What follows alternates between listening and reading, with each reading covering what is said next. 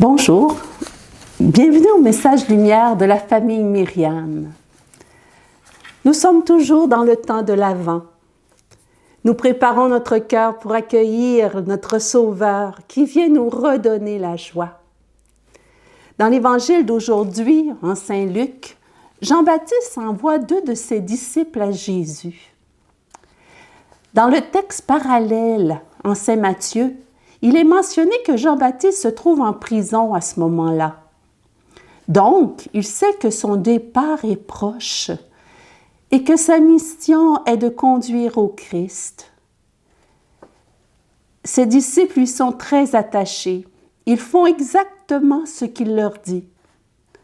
Mais voilà, il doit maintenant les attacher à Jésus, car c'est lui le Christ, le Messie, l'agneau de Dieu qui enlève les péchés du monde. Il les envoie donc à Jésus. Es-tu celui qui doit venir ou devons-nous en attendre un autre? Jésus ne correspondait pas tout à fait au Messie qu'on s'attendait. Les Juifs attendaient un Messie triomphant qui, comme le roi David, délivrerait Israël de tous ses ennemis. Ou encore, comme le Fils de l'homme annoncé par Daniel, venant sur les nuées du ciel pour juger les méchants. C'est ce genre de Messie que Jean-Baptiste avait annoncé. Un justicier qui avait déjà la hache à la main pour couper tout arbre improductif. Le vanneur qui tenait sa corbeille à la main pour séparer la balle du blé. Jésus ne correspond pas à cette image du Messie.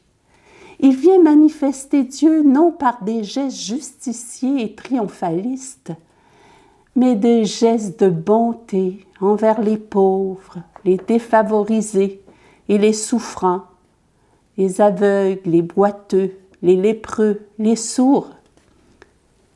Es-tu celui qui doit venir? Il est celui annoncé par le prophète Isaïe. Soyez forts, ne craignez pas, voici votre Dieu. C'est la vengeance qui vient, la revanche de Dieu. Il vient lui-même et va vous sauver. Alors se dessilleront les yeux des aveugles et s'ouvriront les oreilles des sourds.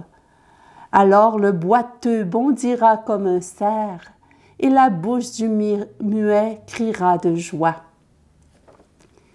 Il est celui qui donne les signes que Dieu est là, qu'il agit au milieu des siens.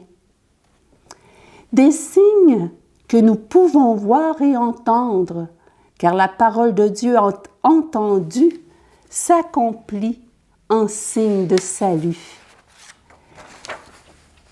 Les signes que Jésus donne sont avant tout des signes d'amour pour l'humanité pauvre et écrasée, des signes de libération du malheur.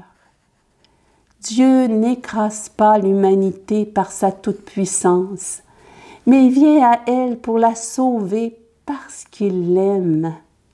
Il vient avec la puissance de son amour briser ses chaînes. L'Avent est un temps d'attente. Encore aujourd'hui, des hommes et des femmes attendent leur libération de tout ce qui pèse sur leur vie. Maranatha, viens Seigneur Jésus, viens nous sauver. Dieu avait promis un sauveur et en cette nuit de Noël, il accomplit sa promesse. Par la suite, les signes de sa venue annoncés par les prophètes confirmeront que c'est bien lui, Jésus, le Christ, le Messie. Grâce à lui, les aveugles retrouvent la vue, les boiteux marchent, les lépreux sont purifiés, les sourds entendent, les morts ressuscitent, les pauvres reçoivent la bonne nouvelle. Heureux celui qui ne trébuchera pas à cause de moi. En toi, Jésus, c'est Dieu qui vient à nous avec puissance. Il vient nous sauver. heureux qui l'accueille chez lui et met en lui sa confiance, il ne sera jamais déçu.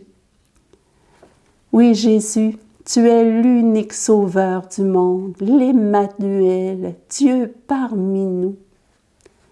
Je suis le Seigneur, il n'en est pas d'autre. N'est-ce pas moi le Seigneur? Hors moi, pas de Dieu juste et sauveur, pas d'autre que moi. Tournez-vous vers moi, vous serez sauvés. Jésus, nous nous tournons vers toi, notre Sauveur. Ouvre nos yeux aux merveilles de ton amour. Redresse nos chevilles pour que nous puissions marcher dans tes voies. Purifie notre conscience de ce qui l'inquiète.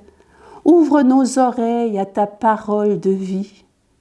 Ressuscite la foi, la charité et l'espérance en notre cœur, et que l'on puisse annoncer la bonne nouvelle de ton amour par toute notre vie.